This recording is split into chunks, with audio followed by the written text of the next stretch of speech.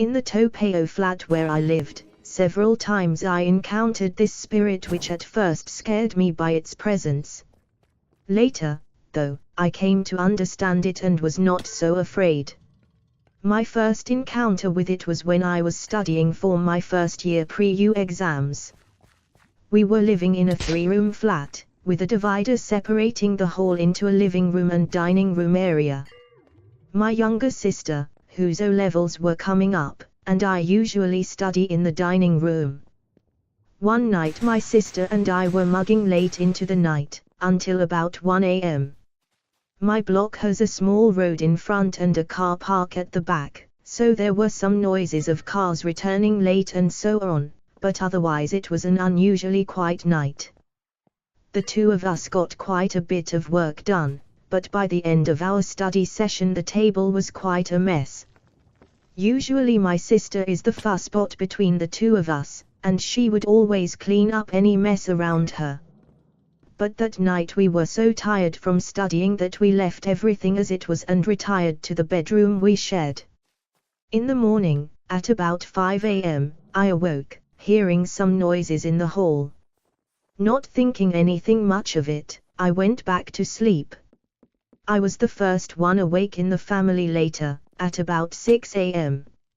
At first I didn't notice it, then my sister congratulated me, saying, "Good, at least for once in your life, you did the clearing up instead of always waiting for me to do it."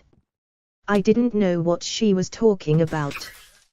When I asked her, she pointed to the next stack of books on the dining room table.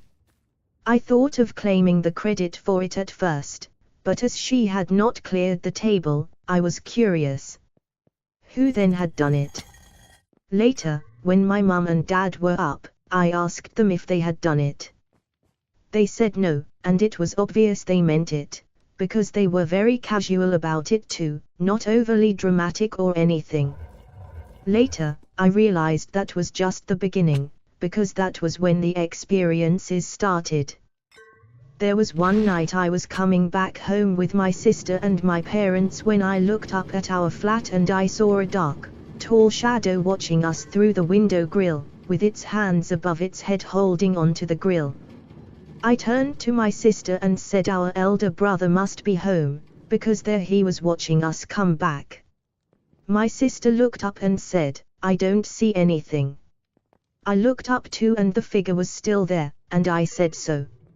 My mother, who had heard me, said, "Don't be silly. G wouldn't be standing in the kitchen without the lights on." I was so sure it was my brother.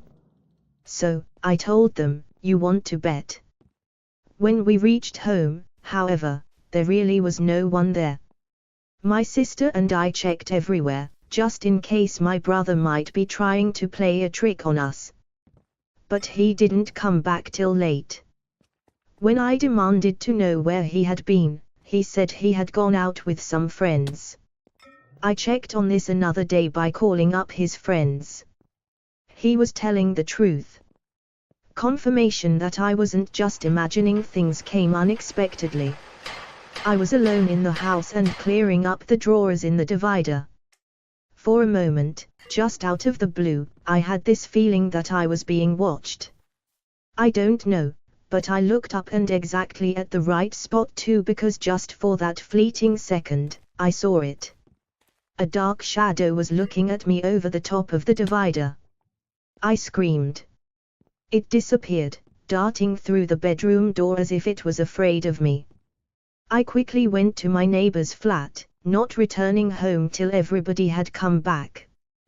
When I told them the story, they all scoffed at it, saying it was just me and my imagination again. They didn't laugh when one day my cousin brought her friend from Malaysia to the house. The friend was a psychic. She told us there and then, without we even informing her about my experiences, that we were having problems with a spirit. She said she could see it, standing just there, at the end of the whole area. We, of course, couldn't see anything, but yes, it was there, she said. The psychic asked us if we knew an old woman who always wore white when she was alive. At first, we thought she might mean my dad's auntie, who looked after him when he was young.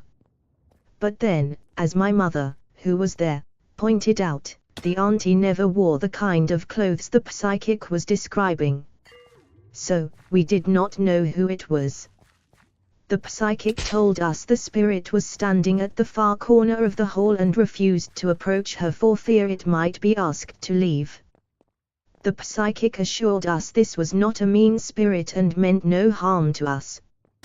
Boy, were we glad to hear that. Still, who wants to have a ghost around the house, kind or not? In the end, we did not have that much trouble with the spirit.